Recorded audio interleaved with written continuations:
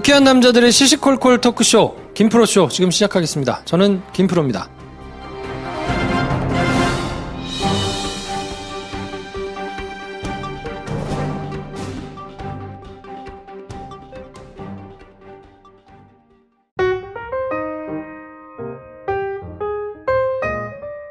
네, 어서오세요. 안녕하세요. 네, 김프로쇼 특별기획 그때 그 사건. 네. 볼륨 3 국정원 여론 조작 사건. 그렇죠. 어제 이제 설명드린 대로 저희가 요거는 이해하시기에 쭉 연달아 들으시는 게 낫다. 네. 그리고 듣고 또 듣고, 듣고 또 듣고. 그리고 SNS로 전파하고. 어제 첫 편이 이제 방송이 됐는데 반지의 제왕도 그렇지 않습니까? 반지를 파괴하는 그 여정을 따라가다 보면 1편 가지고는 무슨 얘기인지 몰라요. 아, 그렇지. 2편, 3편을 봐야 네. 아, 이게 이런 얘기였구나 하는 거죠. 그러면 이제 소장해서 다시 듣고. 그렇죠. 전파해 주시고. 재개봉하면 또 보고. 네. 네. 아무튼 그래서 저희가 이제 국정원 사건을 정리해드리고 있는데 네. 이게 요즘에 핫하게 이제 막 쏟아져 나오는 뉴스들 중에서 지난주 뉴스를 보면 이제 SBS에서 그런 뉴스를 한 게 있거든요. 박근혜 대통령이 TV 토론에서 마치 국정원 댓글 수사 결과를 알고 있는 듯한 그렇죠. 수사 결과가 발표되지도 않았는데 그렇죠. 알고 있는 것 같은 뉘앙스를 풍기고 네. 김무성 당시 이제 선대본부장입니까? 네. 마찬가지로 이제 얘기를 하고 그랬던 거에 대해서 이제 뉴스가 나오고 막 있는데 네. 그게 어떤 맥락에서 있었던 일인지 오늘 들으시면 그렇죠. 오늘 에피소드를 들으시면 쭉 이해를 하시기가 좀 쉬울 것 같아요. 검찰이 지금 5년 전에 말고 지금 국정원뿐 아니라 새누리당 이 다 수사 결과를 알고 이를 대선 직전에 이용한 걸로 알고 지금 정황을 잡고 수사를 하고 있대요. 네. 확보한 통화 내용에 박원동 국장 및 국정원 관계자들이 김용판 경찰청장인 그리고 새누리당 권영세 상황실장 서상기 윤상현 등등과 통화한 기록들이 나왔다고 합니다. 그래서 이 현재 뉴스를 이해하시기 위해서는 백그라운드 과거에 무슨 일이 있었는지를 저희 방송을 통해서 한번 싹 정리하시면 네. 아주 입체적으로 이해할 수 있을 것 같아요. 쭉 따라가시기 쉬울 거고요. 네. 크게 보면 이 국정원 여론조작 사건, 당시에는 댓글 사건이라고 명명이 됐었는데 네. 이 사건의 수사가 이제 경찰 단계에서 한 번 있었고 그래서 지금 말씀드린 사건들은 이제 경찰 단계에서 수사가 진행될 때 있었던 일들이고 그렇죠. 그게 이제 검찰 단계로 넘어가서 수사의 방향이 전혀 다르게 좀 제대로 수사를 해보자 하고 수사팀이 꾸려져가지고 진행이 됐었거든요. 네네. 근데 거기서도 뭔가 조직적으로 방해를 합니다. 이거 역시도 지난주에 JTBC에서 뉴스가 나오지 않았습니까? 네. 가짜 사무실. 그렇죠. 가짜 사무실을 만들어서 그 안에 이 문서나 이런 것도 다 페이크로 만들어서 검찰 압수수색을 넘어간 거. 네. 요 정황도 2부에서 나옵니다. 네. 근데 그게 무슨 맥락에서 어떻게 나온 건지 그리고 야, 그 뭐 사무실을 가짜로 해놓는다고 거기를 가가지고 하는 게 말이 돼? 그게 이제 말이 될 수밖에 없는 게 어떻게 말이 되는지. 그렇죠. 이런 거에 대해서 이제 좀 이해하시기에 편할 수 있고요. 아, 깜짝 놀랐어. 네. 참 창의적이야. 어떻게 가짜 배우를 쓰는 건 몰라도 사무실을 가짜로 할 생각을 했어. 그러니까 참 기발하죠. 네. 네. 그리고 이제 오늘 에피소드 후반부쯤 가시면 그 새누리당에서 왜 그렇게 국정조사를 하는 데 있어서 어깃장을 놓을 수 있는 만큼 놨거든요. 생 난리를 치면서 어깃장을 놨죠. 네. 그래서 새누리당의 어깃장은 도대체 왜 나왔으며 어떻게 나왔으며 그리고 그것들이 지금 이제 하나 둘 서로 간에 전화를 주고받으면서 네. 그때 당시 이제 전화 통화했던 사람들을 못 본 척하고 지나갔거든요. 그렇죠. 수사를 해야 되는데 당시에 통화 기록 다 까고 압수수색 영장 받아가지고 또 체포해가지고 막 얘기하고 막 진술 받고 이래야 맞는데 네. 정말 못 본 척하고 그냥 지나갔어요. 네. 검찰이 뭔가 하려고 그러면 못하게 방해하고 네. 그런 전체적인 수사가 진행되는 상황에서의 메커니즘 이런 것들을 한번 쭉 꿰시는데 들어보시면 좋을 것 같고요. 네. 듣고 괜찮다. 그럼 혼자만 들으시면 안 돼요. 널리 알려주세요. 네. 옆 사람, 앞에 사람, 엄마, 아빠, 동생, 남편 또는 전 남편. 너무 당신 같은 생각 아니에요? 저는 전처. 네. 자기 활동하는 커뮤니티, 카페, 블로그 등등에 널리 이 링크를 퍼서 알려주십시오. 네. 김프로쇼 순위가 오르기 위해서 저희가 이렇게 지령을 드리는 게 아니고 전혀 아니에요. 정말 이 사건은 네. 많은 사람들이 의미를 제대로 알아야 된다. 네. 근데 그 와중에 순위가 오르면 마다하진 않겠다. 아이, 그걸 뭐 오른 걸 어떻게 하겠어. 네. 아무튼 저희의 순수한, 네. 순수하지만 꼬로만 이런 의도를 좀 알아주시고. 네. 네. 아무튼 즐거운 시간 됐으면 좋겠고 2부에서는 저희 김정필 기자와 함께 이런저런 얘기들을 해드릴 테니까 들으시고 이해가 안 된다. 1부부터 다시 들으세요. 자, 아무튼 광고 잠깐 듣고 저희는 2부에서 찾아뵙겠습니다. 네, 김프로쇼 2부는 그때 그 사건입니다. 아, 기다렸어요. 네, 오늘도 변함없이 한겨레 김정필 기자님 나오셨습니다. 반갑습니다. 한겨레 김정필 기자입니다. 뭐 좀 안녕하세요. 바꿔봐요. 뭐라고 설명하는 뭐 이런 걸 좀 넣어봐. 너무 이 뭐 국정감사 출석한 사람 같잖아. 하루 인사를 2번 하려니까. 우리가 너무 자발맞아가지고 네. 김정필 기자님 계시니까 좋다. 내용을 담당해주고 계시니까. 네. 네, 우리는 쓸데없는 뻘짓 추임새만 넣고. 저까지 웃기면 안 되니까.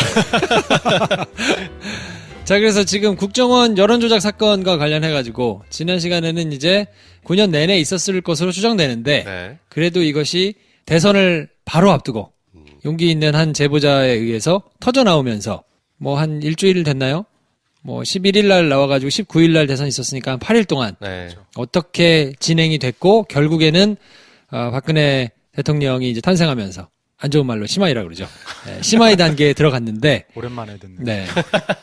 이게 박근혜 정권이 탄생하는데 도움이 안 된 폭로하려고 했던 사람들을 어떻게 끝까지 처벌하려고 애썼는가를 네. 지난 시간에 한번 살펴봤고요. 이제는 자기들에게 이제 열심히 도와줬던 댓글을 달았던 사람이든지 아니면 댓글을 단 것이 문제가 없다고 서둘러서 발표를 한 사람이든지 뭐 이런 사람들을 최대한 처벌을 안 받게. 네. 근데 머리가 좀 복잡할 거 아닙니까? 네. 이것들이 이제 어떻게 이루어져 왔는지를 한번 쭉 살펴보는 시간을 가져볼까 하는데요. 잘못을 저지른 사람들을 어떻게 커버 쳐줬는지. 네. 그거를 주로. 검찰 수사팀, 윤석열 수사팀은 원세훈 원장에 대해서 국정원법 선거법 위반 혐의가 있다. 구속 기소해야 된다. 라고 지금 완강하게 저항하고 있습니다. 법무장관, 그들의 의지를 무너뜨리겠습니까? 지금 수사가 한창 이제 막바지를 향해 가고 있는데 그런 내용에 대해서 제가 말씀을 밝히는 것은 적절치 않다고 수사방해 하지 않으실 거죠? 수사방에 한 일 없고 할 생각 없습니다. 우리나라는 검찰이 모든 기소를 다 하도록 돼 있으니까 법원에다가 이 사람 처벌 좀 해주세요 하고 넘길 수 있는 권한은 검찰만 가지고 있거든요.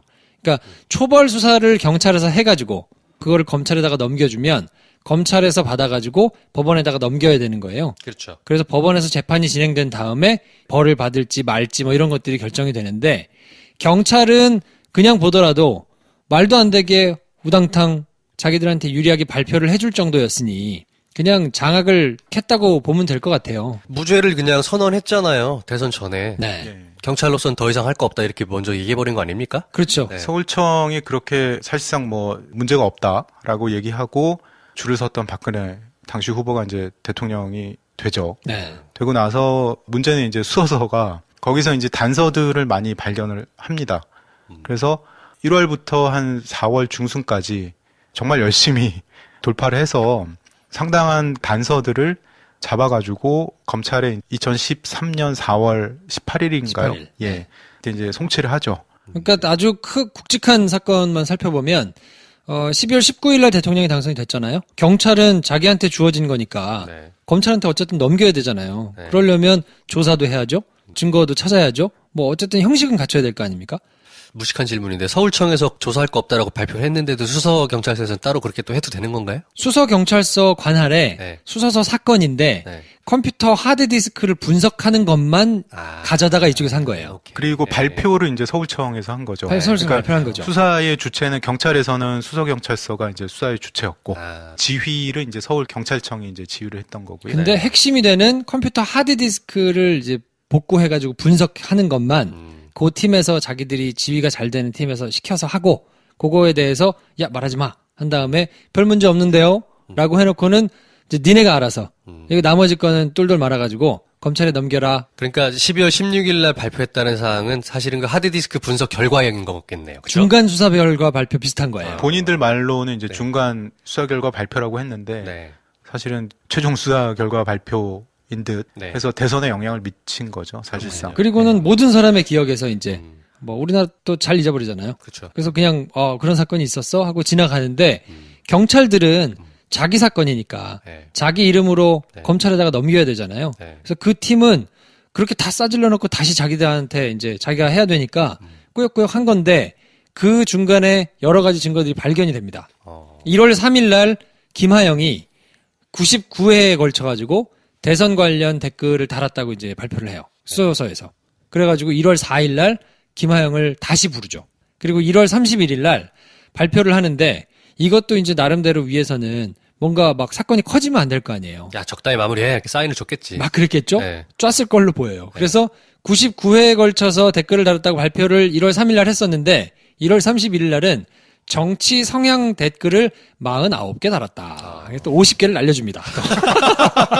50개 하면 많아 보이니까 또 49개. 이렇게 잘라가지고 100개라고 하면 많아 보이니까 99개. 이렇게 해가지고 이제 발표를 하고 그러니까 2월 6일 날 민주통합당 입장에서는 이제 빡쳤을 거 아닙니까? 없다며.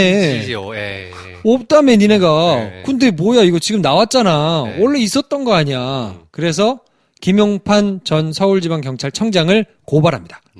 이거 이 말이 돼? 네. 성급하게 이거 너 대선에 영향을 미치려고 했잖아 하면서 네. 고발을 하고 그리고는 가만히 있을 수 없죠. 2월 20일 날 국정원이 이 모든 일이 드러나도록 했던 김상욱 씨 네. 그리고 현직 국정원 직원 김상욱 씨한테 얘기해 준 사람 네. 이 사람을 기밀 누설에 따른 국정원법 위반 혐의로 고발합니다. 오케이. 네. 서로 간에 이제 고발이 막 고소고발전이 고소 고발이 막 네, 시작이 되죠. 난무했죠.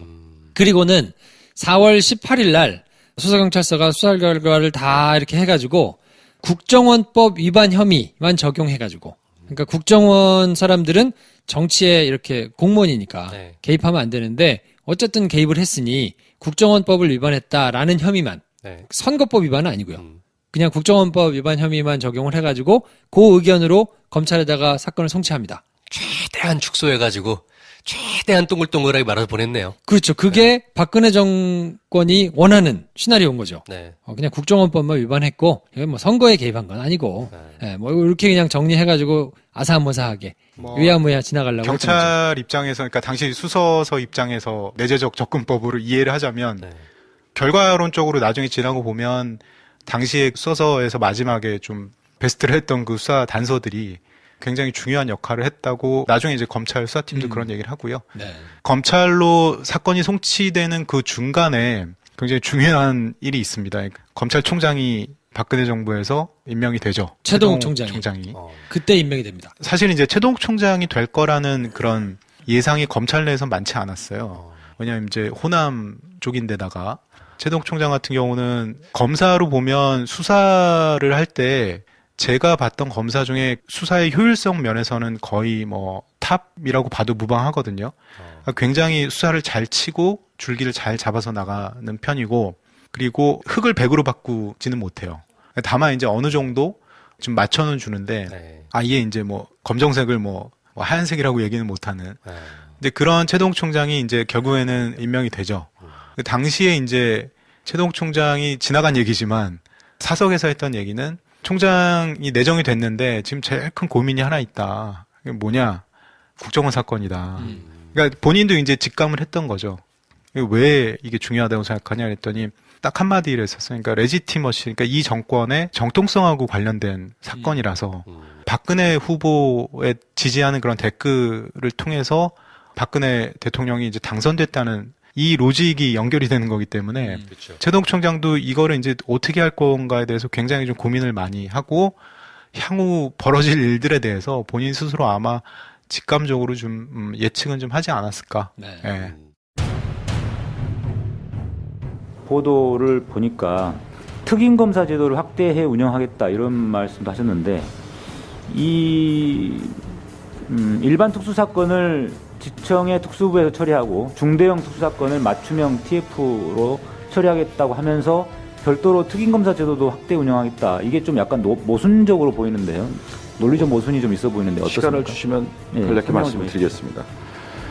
기본적으로 일반 사건들은 지검 특수부를 보강을 해서 수사를 진행을 하도록 하고요.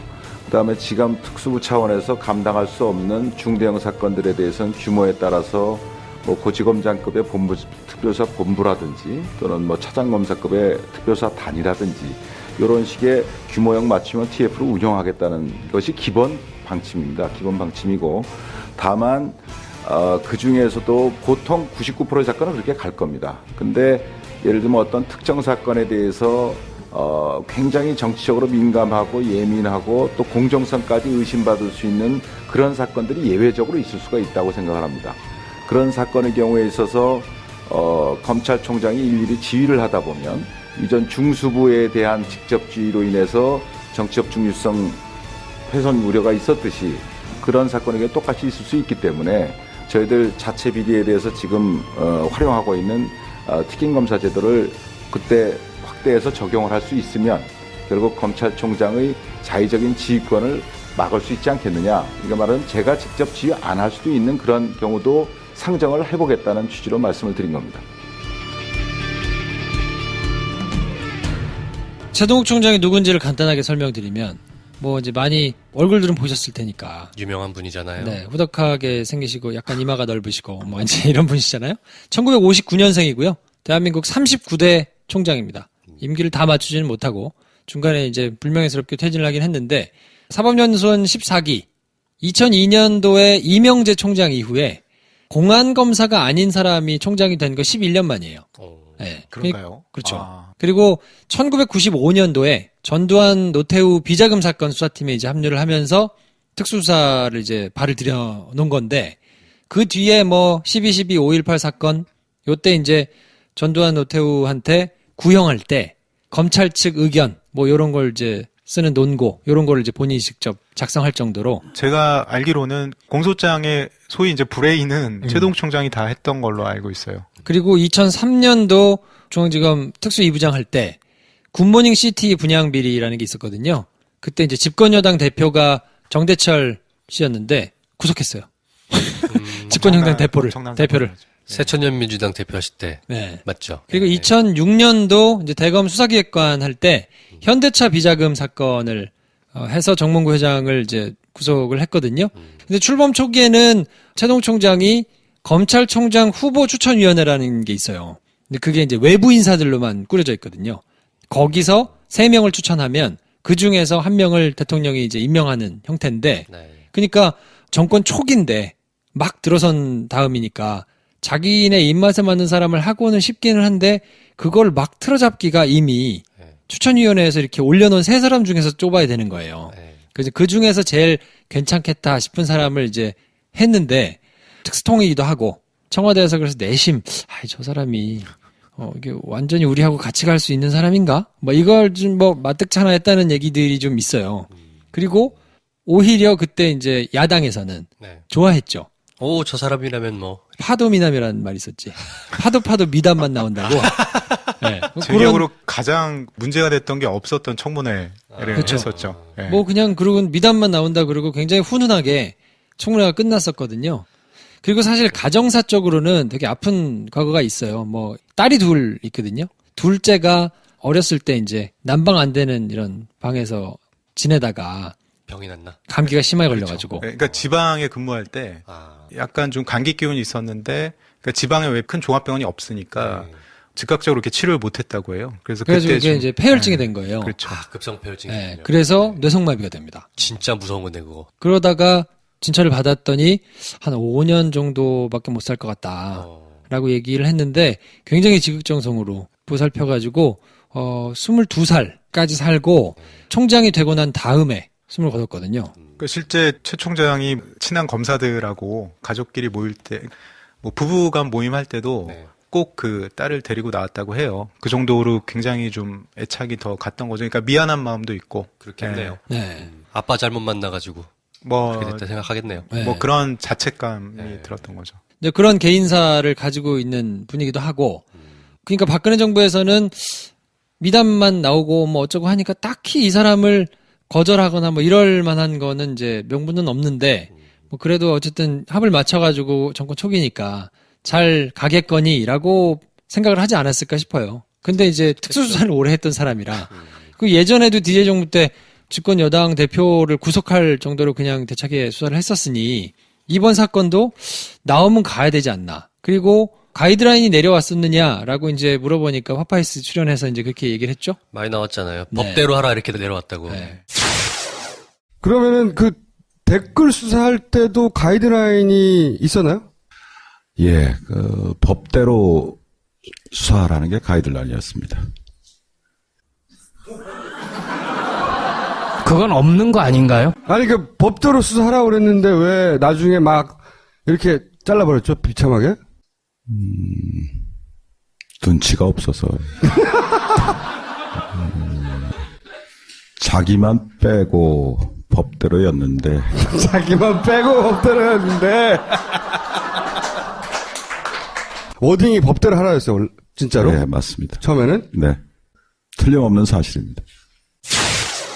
당시 정황을 저도 이제 직접 관여된 분한테 들은 걸로는 수사팀 구성하기 한 며칠 전인가 그때 곽상도 당시 이제 민정수석 네. 초대 민정수석이었죠. 전화가 왔다고 합니다. 그래서 전화를 받았는데 전화하자마자 연필 있으면 받아 적어라. 예, 대통령의 뜻이다.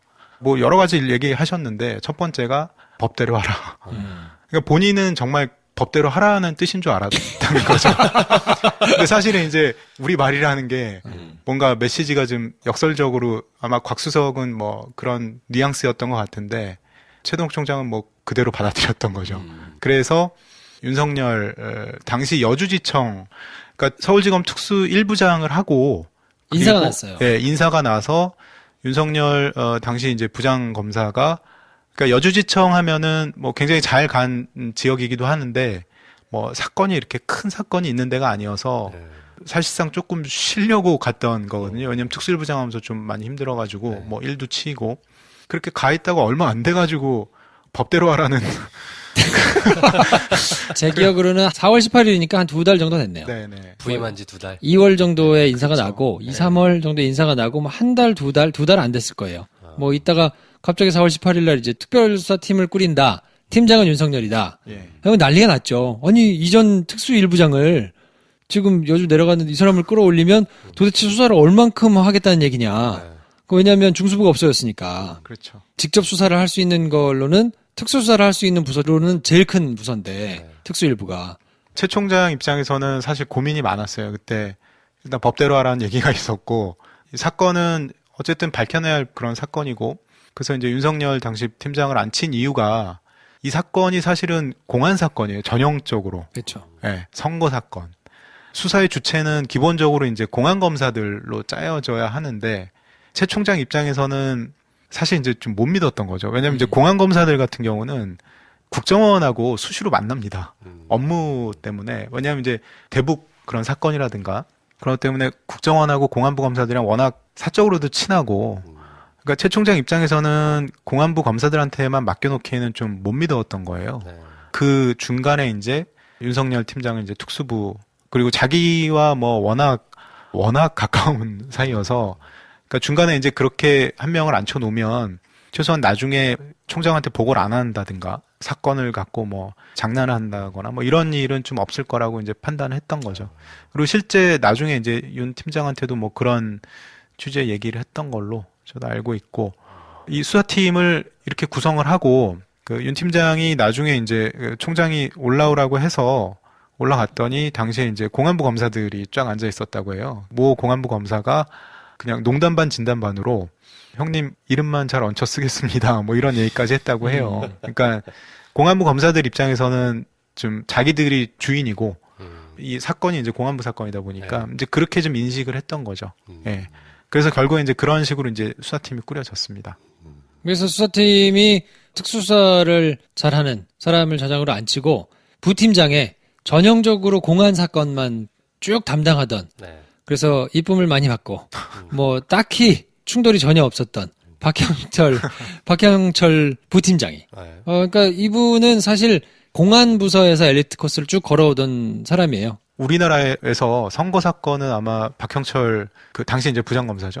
박형철 검사가 아마 최고 권위자로 알려져 있을 정도로 그러니까 공안계에서는 굉장히 촉망받고 이렇게 잘 나가던 그런 검사였거든요. 그리고 실제로 공안 라인에서도 예쁨을 많이 받았어요. 그렇죠. 워낙 이제 사건 처리를 뭐 깔끔하게 잘 하고 청와대 가고 나서는 뭐 배출 못했는데 저는 이제 검찰 출입할 때 만나 보면 굉장히 좀 건조하고 담백한 스타일이에요. 사건 처리할 때 편향된 게 없고 정치적인 그런 뭐 선호도도 잘 없고. 일단 기자들하고 안 친해요. 네, 일단 기자들하고 안 친해.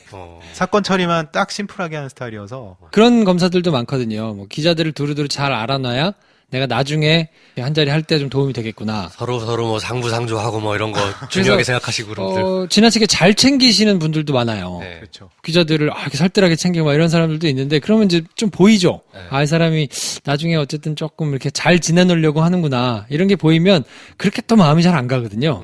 근데 박형철 당시 부장검사는 뭐 하여튼 친한 분 기자들이 없어요. 네. 그리고 막 이렇게 기자들에 빗대서 뭐 하려고 잘 안 하고. 그렇죠. 공안부를 지휘하는 2차장 검사, 그러니까 서울중앙지검에 2차장 검사가 있습니다. 그 2차장 검사 산하에 공안부가 있는데 실질적으로 이 국정원 수사팀의 최고 지휘 총장 밑에 지휘권자는 당시 2차장이었거든요. 이진한 차장이라고 있었는데 이진한 차장과 뭐 박형철 당시 부장검사도 굉장히 가까운 사이고 그렇죠. 뭐 전부 이제 공안검사니까. 근데 사실은 윤석열 팀장하고 박형철 부장하고 굉장히 가깝습니다. 그 전부터. 그러니까 예전에 광주지검 근무할 때부터 지방에 있다 보니까 뭐 사건도 같이 뭐 여러 건 하고 그래서 그런 것들이 나중에 이제 윤석열 팀장, 뭐 박형철 부장 이렇게 같이 호흡이 잘 맞았던 그런 배경도 있었고요. 네. 그리고 스타일 자체가 약간 깍쟁이 같은 스타일이에요. 이분 지금 화면으로 얼굴을 보고 있는데 인상이 약간 그러시네. 그러니까 전형적인 서울 강남 8학군에서 이제 이렇게 한 분이어가지고 기자들하고 안 친하고 한 것도 이렇게 뭐 이렇게 성격이 나쁘다는 게 아니라 정말 그냥 서울 강남 스타일이에요. 딱 이렇게 뭐 사람들 만나고 어쩌고 하는 것도 그냥 깔끔하게. 서태지 좋아하고. 서태지의 과거의 팬클럽 그래요. 부회장인가까지 팬클럽 부회장인가 그랬어요. 대학교 때. 네, 실제 노래방 가면은 정말 난리가 난다고. 서태지 합니다. 노래로 그냥 네, 찍고. 그렇습니다. 뭐 아무튼 그런 스타일이어서 수사는 굉장히 잘하고 또 개인 관계도 굉장히 그냥 군더더기 없이 깔끔하고 뭐 이런 사람이어서 공안 내에서도 굉장히 예쁨 받고 하여튼 잘 이렇게 생활하는 사람이었는데 이 사건으로 그 공안 식구들한테 찍혀가지고 굉장한 천대를 받죠. 이 사건만 아니었으면 인생 롤러코스터 탈 일이 별로 없었던 캐릭터인 것 같은데. 뭐 그랬을 거의 수도 그 있어요. 직전까지는 공안으로 치면은 최고 엘리트 코스를 달렸던. 그러니까 초임 때 처음에 한 뭐 3년 정도 내 한 번쯤 약간 미끄러진 적이 있는데 그 이후로는 뭐 거의 최고의 자리만 갔으니까요. 물 먹은 적이 없어요. 네. 좋은 데로만 계속 갔거든요. 그리고 박형철 당시 이제 검찰 내에서는 박형철 부장이 유죄라고 하면 그냥 유죄야. 그냥 유죄다 뭐 이런 네. 정도까지 선거 사건은 뭐 최고 권위자로 정평이 나 있었으니까요. 그래서 제가 언젠가 말씀드렸지만 2개를 써놨대요. 공소장을 2개를 써봤대 자기가. 그래서 유죄로 결론 내리고 쫙 하면 쓰고 무죄로 해놓고 쫙 썼는데 안 나오더래 무죄가. 아무리 써봐도 안 나오는구나. 그 논리가 안 맞더래요. 그래서 아니 안 맞는 걸 어떻게 써? 나중에 해야 될 얘기를 조금 앞당겨서 말씀하신 김에 하면 처음에는 그 수사팀 내에서도 이견이 좀 있었다고 합니다.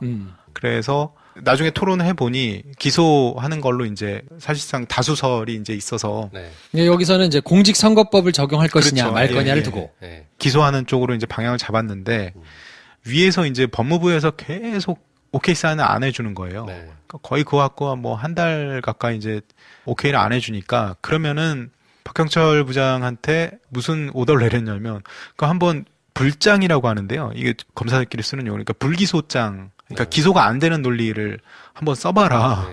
그래가지고 이렇게 한번 해보라고 했답니다.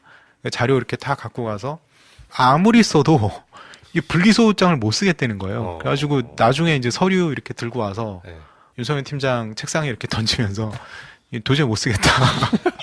안 써진다고.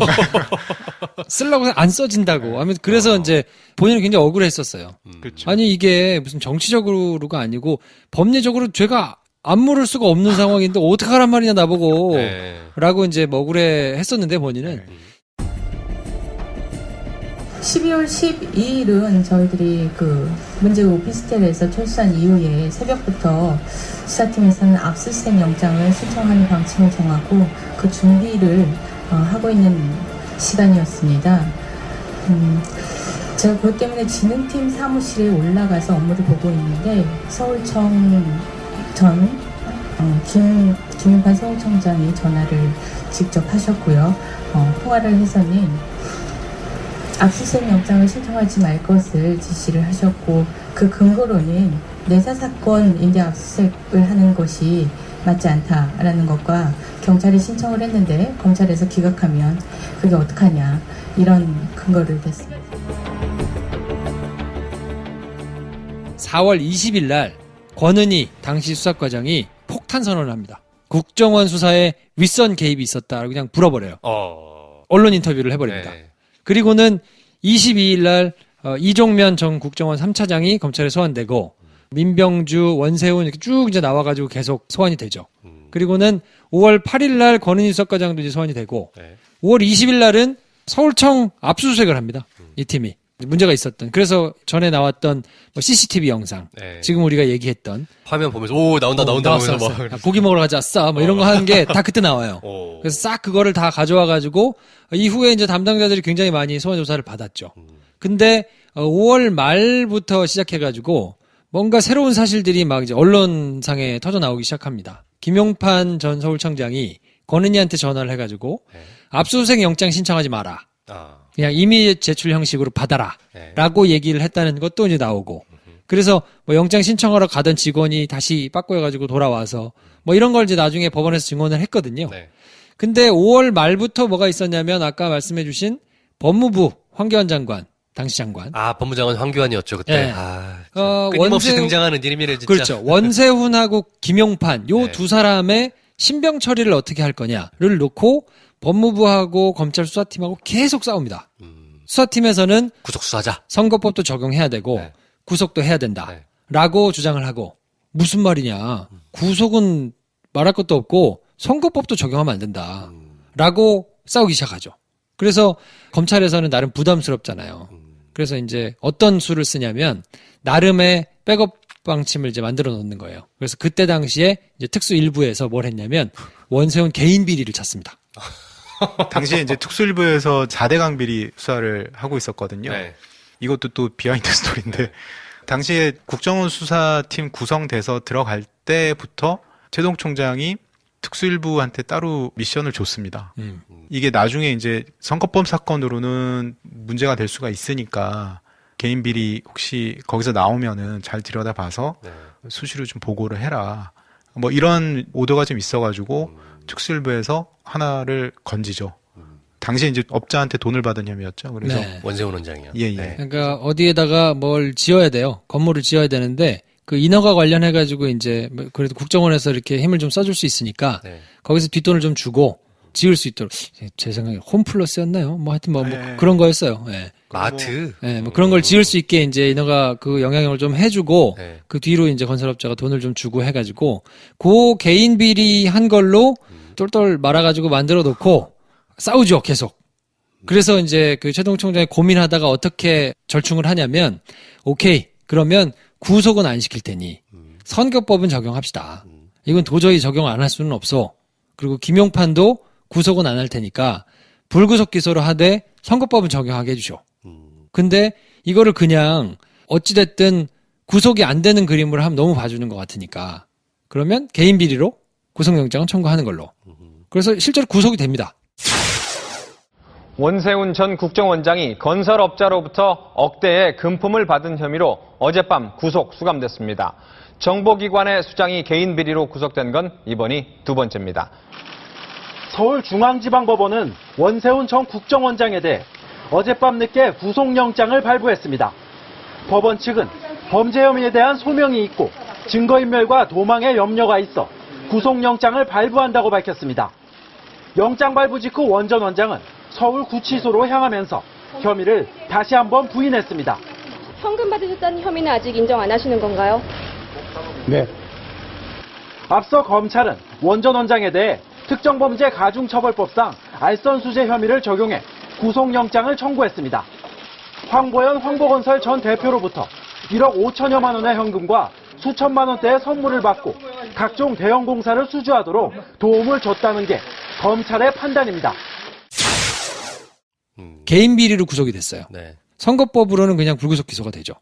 그래서 이제 그림은 원세훈 전 국정원장이 구속되는 모양새는 만들고 개인 비리로 그리고 나머지 거는 그냥 한 발 양보해가지고 불구속 기소하는 걸로 가닥을 잡아서 6월 14일 금요일이에요. 또 이때가. 신은 검찰을 위해서 금요일을 만드셨나 보다. 그 박근혜 정부 내내 뭐 MB 때도 그랬지만 항상 불리한 수사, 뭔가 좀 찜찜하고 정권에서 좀 그 욕을 먹을 것 같은 수사는 항상 금요일 날 발표했거든요. 그래야 주말에 기사가 안 나갈 거 아닙니까? 그렇죠. 네. 토요일 날 뭐 지면도 워낙 작고 이러니까. 그냥 또 한번 그렇게 주말 지나고 나면 또 지난 이슈가 되니까 스멀스멀 지나가는 그런 거를 생각해서 금요일 날 발표를 하죠. 근데 금요일 발표 하루 전날 조선일보에서 수사 결과를 그대로 보도합니다. 당일이었습니다. 당일날 아침. 수사 결과 발표 당일 그러니까 아침에. 6월 14일 날 수사 결과를 오전 10시인가요? 뭐 이렇게 기자들이 있는 브리핑실에서 브리핑을 하기로 돼 있는데 그날 조간에 싹 다 나왔구나. 수사 결과가 나왔어. 근데 굉장히 좀 악의적이었던 거는 일단 첫 번째는 수사 결과 발표 자료가 언론에 미리 보도되는 것도 참 있을 수 없는 일이었고. 말이 안 돼요. 그럴 수가 없죠. 두 번째는 그 자료를 갖고 얘기가 안 되게 보도를 했어요. 반대로 썼어요. 그러니까 검찰을 조지는 기사를 썼어요. 그러니까 예를 들면 그 댓글이 한 3개가 나와도 사실은 문제잖아요. 그렇죠. 3개밖에 안 나왔다. 뭐 이런 식으로 이제 댓글이 나온 게 문제인 건데 사실은. 그렇죠. 얼마 안 나왔다. 이런 식으로 침소봉대를 했나 보죠. 그래서 여기서는 문제가 되는 게 국정원이 대선에 개입한 거니까 그냥 정상적이라면 국정원이 대선에 개입한 것으로 드러났다. 그치. 라고 기사를 써야 되는데 이거밖에 안 된 댓글 이거 조금밖에 안 달았는데 이걸 가지고 이렇게 키워가지고 나라를 혼란스럽게 수사를 했다. 라면서 검찰을 조지는 기사를 써요. 그러니까 이걸로 이게 대선에 영향을 미쳤겠어? 뭐 이런 논리인 거죠. 겨우 그래서. 댓글 몇 개 가지고 지금 이렇게까지 나라를 혼란스럽게 할 일이냐를 털어가지고 사설까지 시작해가지고 막 굉장히 크게 기사를 써요. 조선일보에서. 네. 하여튼. 근데 그 조선일보 보도 내용이 1차 초안을 만들고 보충하고 2차 초안 만들고 뭐 이런 식으로 하는데 그게 2차인가 하여튼 초벌에 들어가 있는 게 그대로 나온 거예요. 나중에 조금 바꾸긴 했는데 그 정도로 그러니까 어떻게 이렇게 루트가 어떻게 돼서 나갔는지 그때 아마 최동욱 총장이 수사 결과 발표 당일날 조선일보 조간 보도 보고 굉장히 격노를 해서 아마 그 주변에 있었던 당시 봤던 검사 얘기로는 한 뭐 수십 년 봐왔는데 저렇게 화내는 걸 처음 봤다 뭐 이런 얘기까지 했을 정도니까요. 내부자가 건넸겠네요. 그 아직 색출이 안 됐나요? 검찰 내부는 아닌 것으로 보이고 그거는 이제 미루어 짐작하기로는 그게 법무부를 통해서 청와대로 보고가 되거든요. 그렇죠. 미리. 네, 그래서 청와대 민정 라인에서 이제 그게 바깥으로 나갔을 것으로 뭐 그렇게 추정을 하고 있죠. 그렇군요. 강원도 춘천 출신의 김진태 의원입니다. 국정원 댓글 사건이 처음 발생한 날이 며칠인지 압니까? 그 작년 12월 11일경 11일이나 정확합니다. 후더기부에 그때부터 댓글 10개월이 지났는데 날이 지고 새는 동안 내내 댓글. 좀 지겹지 않습니까? 이제 좀 그만했으면 좋겠습니다. 어디 인터넷 사이트에 올라온 글귀입니다. 국민의 마음의 한편이 드러나는 것이 아닌가 생각을 합니다. 진보는 댓글로 민주화를 말하고 보수는 투표로 민주주의를 실천한다.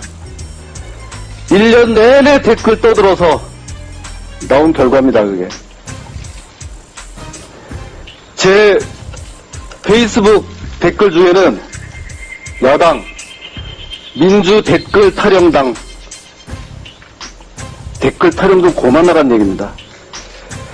이제 그만했으면 좋겠고요. 하려면 제대로 합시다. 하려면 제대로. 중앙지검에 이제 1차장, 2차장, 3차장 이렇게 이제 3명의 차장, 교감 선생님 격되는 사람들이 있는데 2차장이 발표를 2차장이 했죠? 예. 좀 나눠서 했는데 그러니까 2차장이 하고 디테일한 거는 담당 검사가 뭐 하기도 하고 뭐 이렇게 했습니다. 뭐 그래서 어떤 공식적인 발표는 이진한 2차장이 이제 쭉 발표를 했거든요. 그 이진한 차장은 뭐 당시에 수사팀 내부에서도 수사를 좀 방해했다 뭐 이런 얘기들이 많이 있었어요. 국정원 쪽에 뭐 사전에 좀 교감하는 그런 정황들도 있었다라는 그런 얘기도 있었고 소위 이제 수사팀 내부에 뭐 엑스맨 정도 되는 그렇죠. 그래서 그때 당시에 기자들이 이제 가끔씩 올라가서 티타임을 하거든요.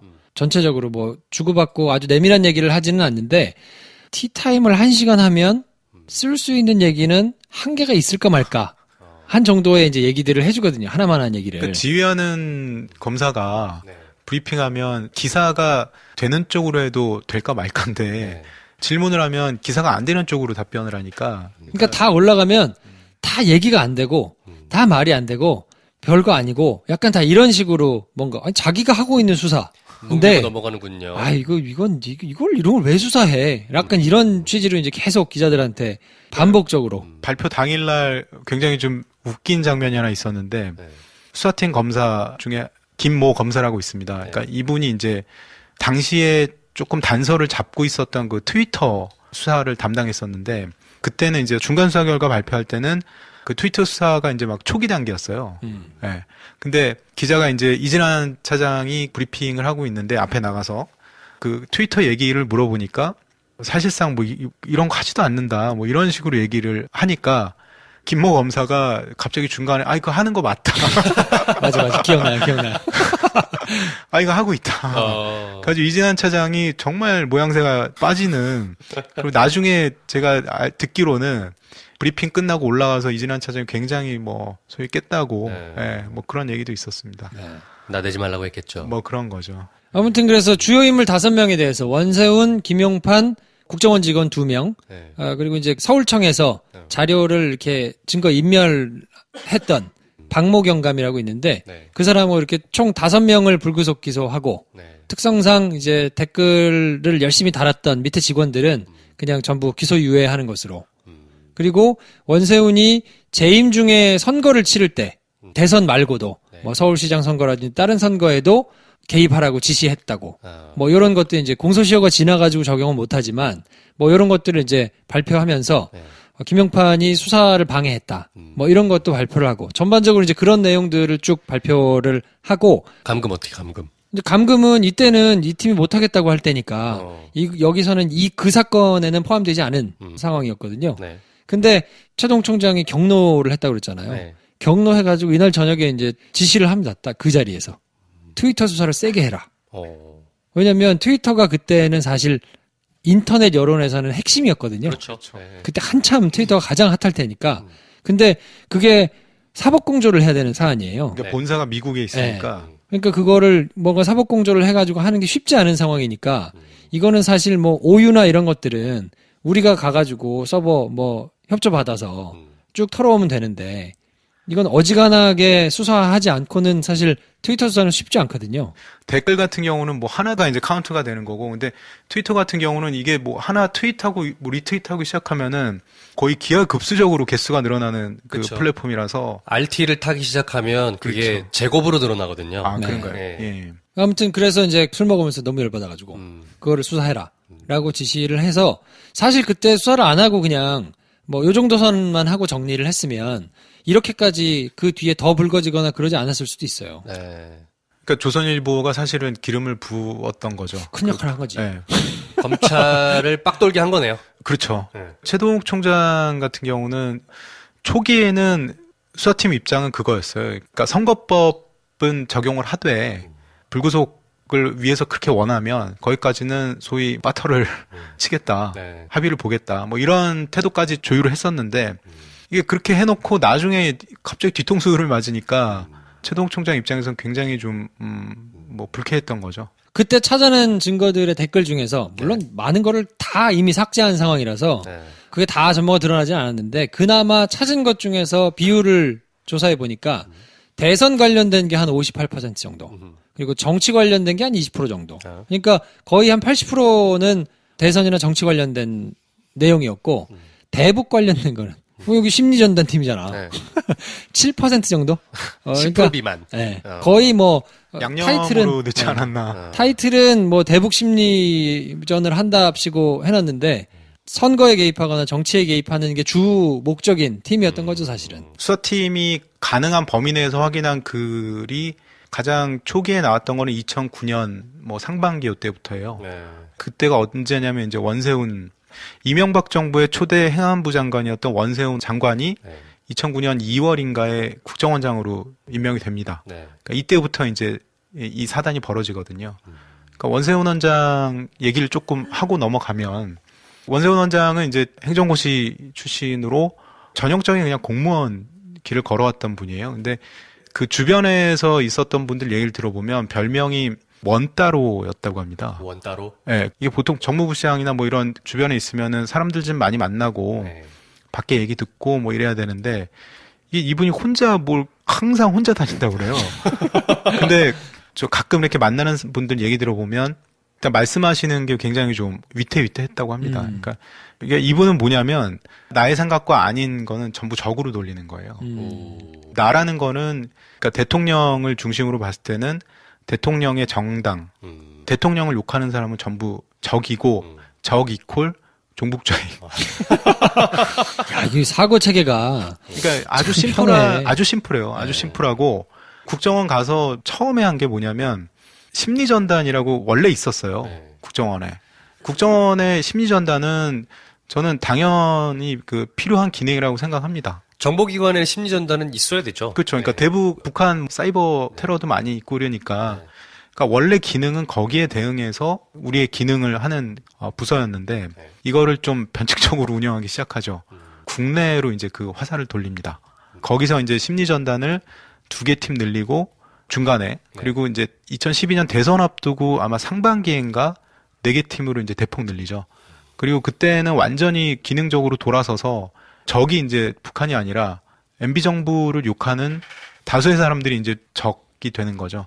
그래서 이 사단이 벌어진 거고 그 중심에 이제 원세훈 원장이 있었던 겁니다. 인원이 한 75명 정도로 이제 커지는데 뭐 75명이면 그렇게 큰 건가 싶을 텐데 지금 이제 드러나고 있는 게 각 사람당 밑에 이제 데리고 있는 일반 사람들 뭐 이런 사람들이 어마어마하게 많잖아요. 그러니까 국정원 직원들이 75명이라는 얘기는 부리는 사람들의 규모는 어마어마하다는 얘기거든요. 민간인 엄청나죠. 소위 뭐 조력자라고 하는 알바생 써가지고 뭐 한 200만 원 뭐 이렇게 돈 주고 사실은 그분들 입장에서는 뭐 적은 돈은 아니잖아요. 굉장히 많은 돈이니까. 알바로 땡큐죠. 나라도 하겠다.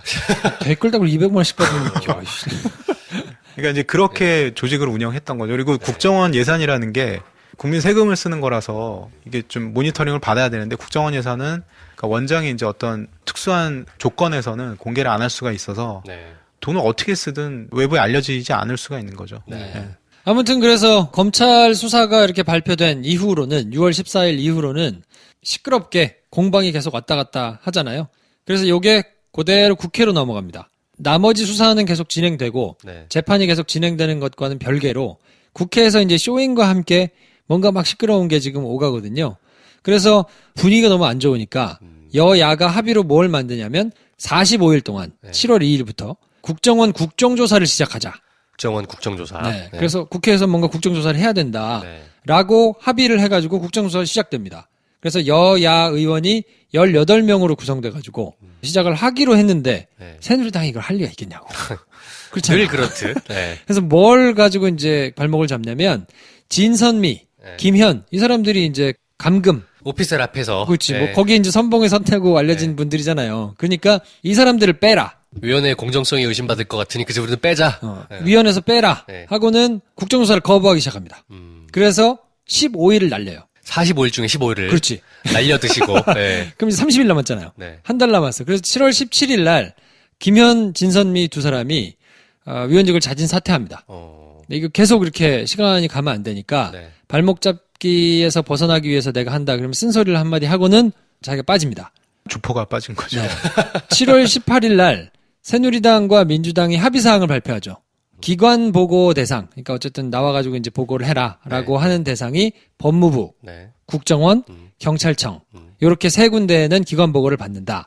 그리고 보고 일시는 7월 24일이 법무부, 경찰청이 7월 25일, 국정원이 7월 26일 이렇게 한다라고 이제 합의를 하거든요. 그리고선 7월 25일 날 경찰청 기관 보고를 시작을 하는데 김용판 증인 나오셔서 선서해 주시기 바랍니다. 저는 법률에서 선서를 거부하면서 법률에 주어진 거부 소명서를 대신 읽도록 하겠습니다. 네? 뭐라고요? 다시 한번. 저는 헌법과 법률에 주어 있는 국민의 기본권인 방어권 차원에서 선서를 거부하며 법률에 의해서 거부 사유를 소명하겠습니다. 선서 거부 사유를 소명하시겠다고요? 그렇습니다. 네, 말씀해 보세요. 선서 거부 소명서. 증인 김용판은 소위 국가정보원 댓글 의혹 사건 등의 진상규명을 위한 국정조사에 증인으로 소환되어 이 자리에 섰습니다. 증인은 국민들이 지대한 관심을 가지고 있는 이 사건에 관하여 국민의 대의기관인 국회에서 진상규명을 위해 진행하고 있는 본 특별위원회의 국정조사에 성실하게 임하는 것이 도리라 생각하고 있습니다. 그러나 이 사건으로 인하여 본 국정조사와 동시에 증인에 대한 형사재판이 진행 중에 있습니다. 만약 증인의 증언이 언론 등을 통해 외부로 알려지는 과정에서 그 진위가 왜곡되거나 잘못 전달될 경우 증인에 대한 형사재판에 영향을 줄 우려가 있습니다.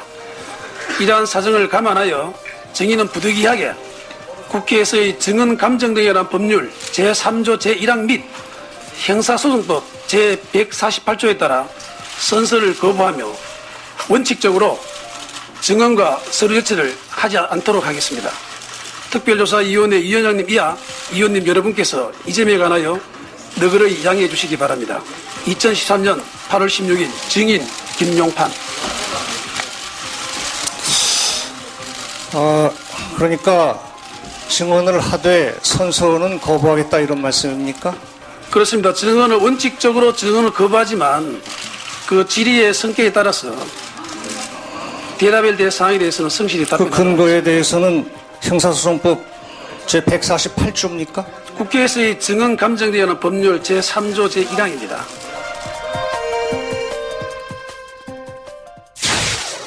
이때 정청래 의원이 뭘 발표하냐면 지난 시간에 우리가 얘기했던 야 이거 고기 먹으러 가자 뭐 했던 CCTV 영상을 2개를 공개를 하셨군요. 네, 공개를 해요. 그래서 막 난리가 나죠.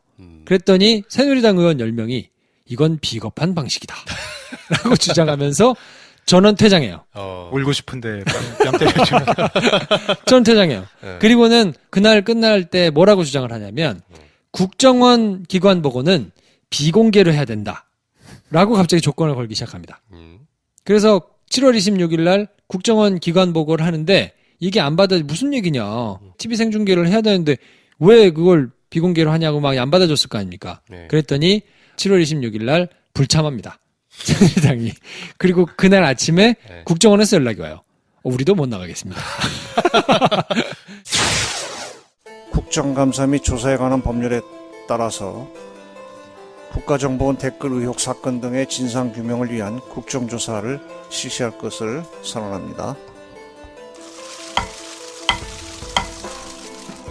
보시는 바와 같이 지금 이 회의장에는 새누리당 의원들이 모두 지금 나와 있지를 않습니다. 기관보고에서 나와서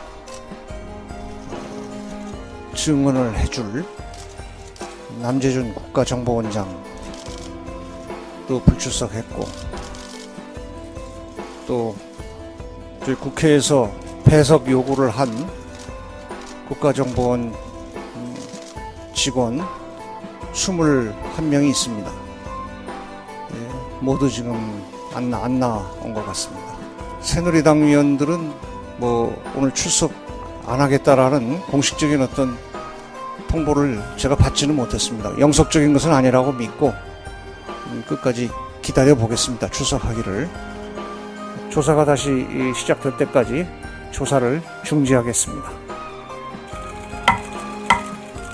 오늘 국가정보원에 대한 기관보고를 실시할 예정이었습니다마는 민주당이 우리 당의 비공개 요청을 수용하지 아니하는 바람에 결국 의사일정 합의에 실패했습니다.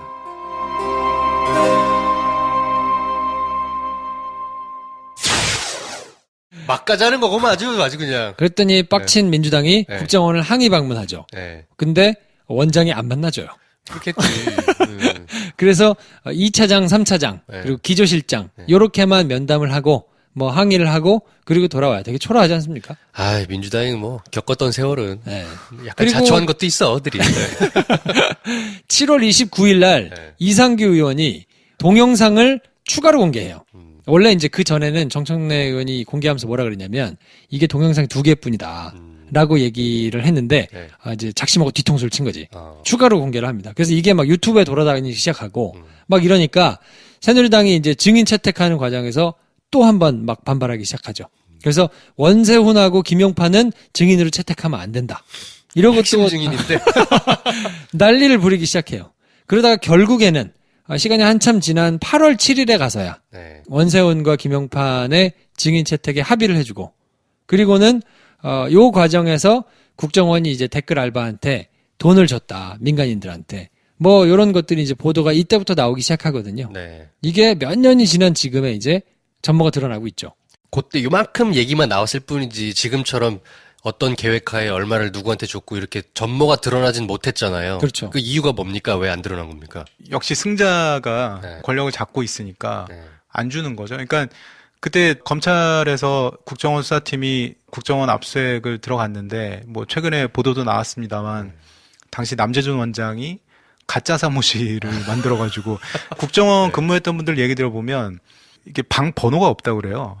들어가면 구조가 너무 복잡해서 수사팀 입장에서는 들어가면 그냥 안내해주는 대로 따라가야 되는 거거든요. 갈 수밖에 없는 거군요. 그렇다고 뭐 거기서 뭐 총 들고 어떻게 할 수 있는 것도 아니니까 그렇게 안내해서 가서 압수수색을 했는데 뭐 그게 결국에는 뭐 가짜 사무실이었던 거죠. 가짜로 꾸몄던 그러니까 압수수색 제출용 방이었죠. 얼마나 호구로 본 거야. 그러니까 완전 호구로 본 거죠. 그러니까 이제 그 당시 정권 입장에서는 안 주는 거죠. 다 인멸하고. 근데 지금 이제 권력이 이제 바뀌다 보니까 지금은 뭐 그때 은폐됐던 자료들이 이제 있는 그대로 공개가 되는 뭐 그런 상황이다 보니까 지금 이제 당시에 의심으로만 갖고 있었던 퍼즐들이 지금 이제 하나하나 이렇게 맞져 들어가는 거죠. 그러니까 트위터 수사는 트위터 수사대로 계속 진행이 되고 선거법을 적용해가지고 내용이 나온 걸로 여야가 시끄러워지는데 하나같이 나오는 증거 자료들이 여당한테는 불리하잖아요. 그렇죠. 잘못했다는 것만 계속해서 나오고 뭔가 국정조사를 한다 그래도 김용판, 원세훈 이런 사람 나와가지고 뭐 할 말이 없을 거 아닙니까? 그러니까 이 사람들이 이렇게 하다가는 안 되겠다라고 생각을 하기 시작합니다. 그러면 이걸 어디서부터 까부술 것이냐 그리고 이걸 어떻게 본때를 보일 것이냐를 고민하기 시작하다가 첫 번째로 작업을 하기 시작한 게 최동욱 총장을 날리기로 한 거죠. 정권 입장에서 볼 때는 검찰만 입 다물면 끝까지 안 갈 것 같으니까 검찰을 쳐야겠다 생각한 거군요. 그렇죠. 지금 어쨌든 그 사건의 핵심은 검찰 수사가 계속해서 뭔가를 밝혀내고 우리가 그렇게 아사무사하게 마사지를 해가지고 지나가려고 하는 거를 끄집어내고 들춰내고 그래서 그것 때문에 자꾸 문제가 되니까 사인을 줘도 말도 안 듣고 뭐 이렇게 하라 그래도 자꾸 뭐 이렇게 법대로 한다고 하고 하니까 이거 안 되겠다. 이 얘를 날리고 이 수사를 못하도록 수사팀을 말 잘 듣는. 그러니까 얘기한 대로 이진환 차장을 비롯해서 정권에 충성할 이미 마음이 충분히 있는 이런 사람들한테 가면 아사모사하게 사건이 잘 이렇게 정리가 될 텐데 아니 누가 특수수사를 하라고 그랬어. 준비된 선수들한테 맡겨 그냥. 굳이 왜 수사를 하려고 그래. 그러니까 해바라기만 바라보라고 했는데 이 해바라기를 물어뜯으려고 하니까. 국정원 댓글 사건의 경우에 뭐 굉장히 중요한 사건이죠. 아까 말씀하신 대로. 그래서 당시 원세훈 국정원장하고 김용판 서울경찰청장 두 사람에 대한 공직선거법 적용 여부를 두고 굉장히 논란이 있었습니다. 우리가 다 기억하는 것처럼 윗선으로부터 상당히 그 압박이 있었던 것으로 저희들은 알고 있는데 그 압박의 실체를 지금부터 말씀해 주실 수 있습니까? 물론 제가 전직 검찰총장으로서 그 당시 직무상 있었던 문제들에 대해서 구체적으로 이렇게 공개적으로 말씀드린다는 것은 적절치 않습니다. 쉽진 않겠죠. 그러나 그 요체만 간단히 말씀을 드린다면 저희들 입장에서는 원칙에 따라서 이제 수사를 진행을 했었고 물론 압수수색을 하지 못했습니다만 국정원을 그런 한계는 있었습니다만은 그렇게 수사한 결과 원세훈 국정원장 전 국정원장과 김용판 전 서울지방경찰청장에 대해서 공직선거법 위반 등 관련 혐의들이 인정이 된다. 라고 많은 그 회의를 했었습니다. 서울중앙지검 수사팀과 대검이 제 주재로도 하고 서울중앙지검장 주재로도 하고 그래서 그러한 회의를 한 결과 이건 공직선거법 위반도 충분히 인정이 된다라는 판단을 해서 법무부에다가 이제 수사 계획을 처리 계획을 보고를 했었습니다. 예. 보고를 했었는데 그때부터는 이제 특히 공직선거법 위반 적용은 곤란하다. 예. 또 구속도 곤란하다라는 그러한 여러 가지 다각적인 어떤 그 말들이 있었던 건 사실입니다. 그 곤란하다라는 말은 어디서 왔습니까? 그건 구체적으로 제가 말씀드리기는 어렵고 예. 당시 청와대와 법무부 쪽이라고 얘기를 하면 되겠습니다. 예. 네. 그 정도면 이미 구체적으로 말씀하신 셈이긴 한데 다만 지금 말씀하시기 어려운 것은 특정 인물에 대해서 말씀하시기 어렵다는 그렇습니다. 그런 얘기죠. 네. 검찰총장에게 직접 그런 얘기가 왔습니까? 저한테도 왔고 수사팀에도 왔고 예. 지휘관을 통해서도 다각적으로 왔었던 걸로 당시 기억이 검찰총장에게 그런 얘기가 직접 왔을 정도면 그 얘기를 한 사람은 적어도 검찰총장보다는 상위에 있는 사람이 아니겠습니까? 그건 짐작하시는 대로 겁니다. 예. 그러나 말씀은 하기 좀 어렵다. 그렇습니다. 네. 답은 그러나 대충 나와 있습니다. 예, 알겠습니다. 그래서 최동욱 총장을 어떻게 쫓아내고 요 이후에 일들이 어떻게 진행이 되는지는 다음 시간에 하면 안 될까요? 그렇죠. 3탄은 이제 본격적으로 정권이 어떻게 검찰의 그 최동욱 총장 및 댓글 수사팀을 와해시키는가. 네. 그리고 아사모사하게 이거를 뭉개버리는가. 네. 얘기와 더불어서 국정감사장에서 윤석열 당시 그렇죠. 팀장이 나와서 사람에게 충성하지 않는다요. 지금은 이제 화려하게 스포트라이트를 받고 있고 네. 굉장히 많은 사람들의 지지를 받고 있지만 이때만 하더라도 정말 초라했거든요. 그런 얘기들은 다음 시간에 좀 듣고 나면 지금 윤석열 팀장을 비롯한 열심히 활동하고 있는 사람들이 조금 감동스럽게 보이지 않을까 그런 생각을 해보면서 오케이. 네, 이번 시간은 여기서 정리하고요. 저희는 다음 시간에 또 요 대서사시의 이제 1, 2, 3, 3장을 한번 들어보도록 하죠. 네, 이걸로 한번 찾아오도록 하겠습니다. 다음 시간에 뵙겠습니다. 감사합니다.